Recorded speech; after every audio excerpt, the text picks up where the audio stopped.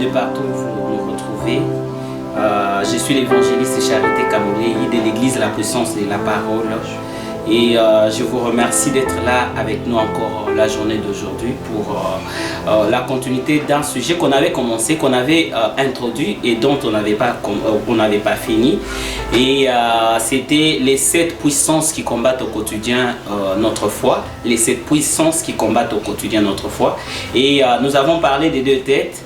Et aujourd'hui, le Seigneur, j'espère, il va nous faire grâce de continuer jusqu'à la fin. C'est-à-dire que nous allons revenir à la première tête, nous allons revenir aussi à la seconde tête et nous allons finir, nous allons continuer ainsi de suite jusqu'à la fin.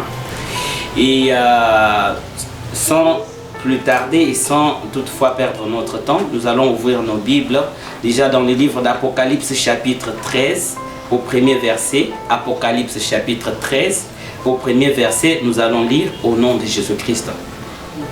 Puis j'ai vu monter de la mer une bête qui avait 10 cornes et 7 têtes. Et sur ces cornes 10 diadèmes. Et sur ces têtes les noms des blasphèmes. Je recommence. Puis j'ai vu monter de la mer une bête qui avait 10 cornes et 7 têtes. Et sur ces cornes 10 diadèmes. Et sur ces têtes les noms des blasphèmes. Je bénis le Seigneur pour ce message.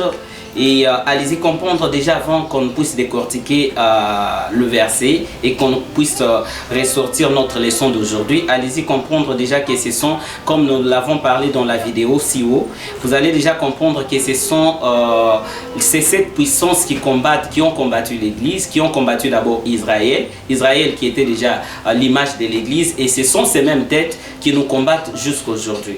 Et il y a il y a un accent qu'on doit comprendre, que avec l'Église, avec Israël, avec l'épouse du Seigneur qui était Israël dans l'ancienne alliance, Satan travaillait avec une tête, après quoi venait une autre tête, après quoi venait une autre tête. Mais au temps de la fin, toutes ces 7 têtes sont concentrées. Il travaille dur parce que le diable sait qu'il a trop peu de temps, comme il est écrit en Apocalypse chapitre 12. Sachant qu'il a trop peu de temps, il travaille maintenant avec toutes ces 7 têtes. Et vous connaîtrez, vous allez continuer avec la suite de cet enseignement, où vous connaîtrez la vérité et la vérité vous affranchira. Commençons tout d'abord par comprendre le verset. Ici, la Bible nous parle d'une bête. La bête qui sort de la mer. Et cette bête qui a 7 têtes et qui a 10 cornes. Et sur ces cornes, il y a 10 diadèmes. On commence d'abord par la mer. La mer ici représente quoi? La mer ici représente simplement les peuples. Ça représente les hommes qui sont agités et qui sont dépourvus de Dieu. Donc un monde agité sans Dieu qui se laisse emporter par tout vent. Ça c'est d'abord la mer. Et c'est quoi? On nous parle de l'animal qui a 7 têtes, la bête qui a 7 têtes et qui a 10 cornes. Quelles sont ces 7 têtes?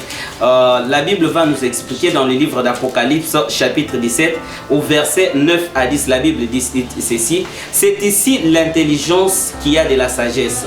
Les 7 têtes sont les 7 montagnes sur lesquelles la femme est assise. Et au verset 10, la Bible nous dit: ce sont aussi les 7 rois qui sont tombés. Un existe, l'autre n'est pas encore venu. Et quand il sera venu, il doit rester un peu de temps. Et bien aimé, par là nous comprenons les 7 têtes dont nous parle l'Apocalypse chapitre 13. Ce sont les 7 royaumes, ce sont les 7 montagnes, les 7 royaumes, ou bien les 7 domaines stratégiques par lesquels le diable veut travailler pour faire asseoir son royaume dans ces mondes. Et les 10 cornes dont nous parle Apocalypse chapitre 13 ne sont rien d'autre que les rois qui doivent venir. Et il y a une parenthèse ici, on nous dit, parce que lorsque Jean a vu cette vision, c'était en l'an 95 dans l'île de Patmos, l'an 95 après Jésus-Christ. C'était pendant une grande période de la tribulation, je peux dire la persécution des chrétiens. Et pendant ces temps-là, il y avait déjà 5 têtes qui étaient passées, c'est-à-dire 5 royaumes qui étaient déjà passés. Il dit qu'il vivait déjà au temps du 6e royaume, et il promettait qu'il restait encore un autre royaume qui y allait passer. qui allait passer. Et les 10 têtes, il dit que c'est les 10 cornes, il dit que ce sont des 10 rois qui doivent venir encore, qui vont encore venir. Nous allons le voir très bien dans cet enseignement.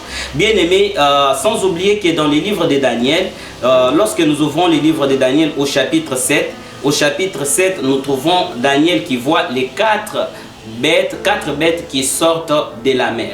Donc il y a les points déjà de similitude entre les deux, c'est que les 4 bêtes sortent de la mer et là-bas il n'y a qu'une seule bête qui sort aussi de la mer. Et vous allez comprendre que c'est la même chose parce que c'est un langage parabolique. Dieu parle par plusieurs langages. Vous aurez un enseignement sur les langages de Dieu. Ça, c'est un langage parabolique par lequel le Seigneur illustre son enseignement ou bien le message par des images. Et ici, Daniel a vu 4 bêtes, dont le premier était les lions qui avaient une tête. Le second était les léopards qui avaient une tête. Et puis le premier était les lions. Le second c'était l'ours qui avait une tête. Pardon. Et puis le troisième c'était le léopard qui avait 4 têtes. Ce qui fait déjà 6 têtes. Et il y avait la bête qui avait une tête. Et vous allez comprendre qu'au niveau de la bête, la Bible dit que la bête épouvantable qui était la 4e bête avait 10 cornes.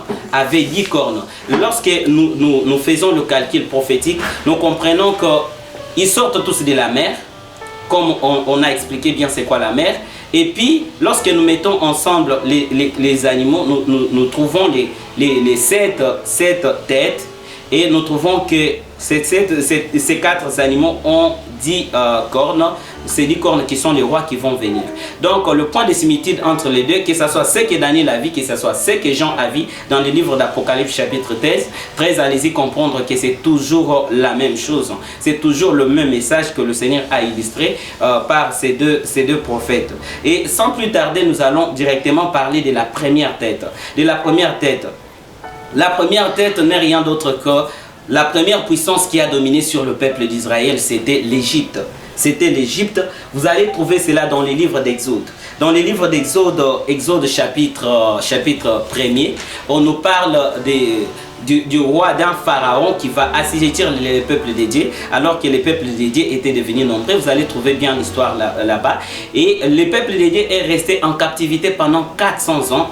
Et au-delà de quoi, lorsque vous lisez les livres de Genèse chapitre 12, vous allez comprendre que le Seigneur va libérer son peuple après 430 ans. Il va libérer son peuple de l'esprit d'esclavage. Son peuple a beaucoup souffert pendant 400 ans. Et cet esprit, cette entité diabolique disons, il a ravi la liberté des enfants de Dieu. Le peuple de Dieu a beaucoup souffert pendant longtemps. Vous allez trouver que le peuple de Dieu a beaucoup souffert. Ils étaient devenus esclaves dans un pays étranger et ils étaient assujettis à des travaux forcés. Ils travaillaient sans toutefois bénéficier du travail pour lequel ils faisaient. Ils ont construit des villes pour l'Égypte, mais ils n'ont pas bénéficié et ils ont souffert pendant longtemps. C'est une entité. En réalité, ce n'était pas Pharaon qui dominait sur le peuple de Dieu, mais c'était une entité diabolique qui dominait sur le peuple de Dieu, qui n'était rien d'autre que l'esprit d'esclavage. Donc la première tête de la bête représente simplement n'est rien d'autre que l'esprit d'esclavage.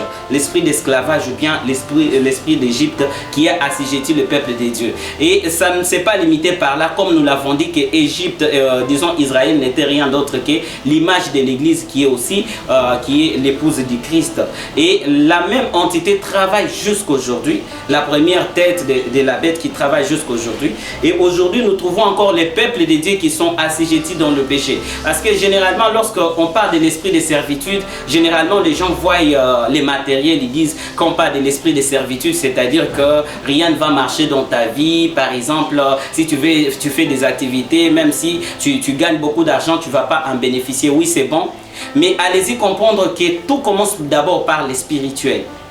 Selon la parole de Dieu, la vraie servitude, c'est lorsqu'un enfant de Dieu est asservi par un démon qui le pousse à pécher. Lorsqu'un enfant de Dieu, parce que la Bible nous dit, c'est en Romains chapitre 6 au verset 12, nous comprenons que c'est à quoi vous obéissez devient votre maître et vous devenez esclave de ce à quoi vous obéissez. Et lorsque vous obéissez au péché, vous devenez esclave de ces péchés. Sans oublier que chaque péché a un démon qui veille sur ces péchés. C'est-à-dire quand vous devenez esclave du péché, automatiquement, vous devenez aussi esclave du diable. Et cet esprit est en train vraiment de gangréner. Il y a même beaucoup de chrétiens aujourd'hui, malgré qui fréquentent des églises, mais ils sont encore assujettis, ils sont encore esclaves. Donc jusqu'à aujourd'hui, ils se retrouvent dans l'esclavage du diable par tel ou tel péché. Il y en a qui ont des péchés chéris. Je m'en vais vous dire que, bien aimés, répentez-vous, parce que lorsque déjà spirituellement vous êtes esclave du diable, souvenez-vous qu'il est écrit dans la parole de Dieu que l'ennemi ne vient que pour détruire, égorger et pour voler. Et quand l'ennemi pour égorger, pour voler, pour détruire, rien ne va marcher dans votre vie. Alors au lieu de commencer à vous battre avec la conséquence, c'est mieux de rentrer à la cause qui n'est rien d'autre que la servitude. Donc actuellement le diable est en train de combattre l'église par les péchés. Alors vous voulez être libre. La Bible dit c'est pour la liberté que le Christ nous a affranchis. La volonté de Dieu, le Fils de l'homme est venu pour que ses brebis aient la vie et cette vie en abondance. Le Seigneur ne vous veut pas esclave. Aujourd'hui encore, cette entité qui a gardé les enfants d'Israël dans l'esclavage pendant 400 ans travaille encore jusqu'aujourd'hui. Et puis, je m'en vais vous dire que c'est l'esprit principal. C'est la tête principale parce que toutes les autres têtes, vous allez comprendre que toutes les autres têtes travaillent au service de la première tête qui est la servitude. Dans la suite, vous allez comprendre.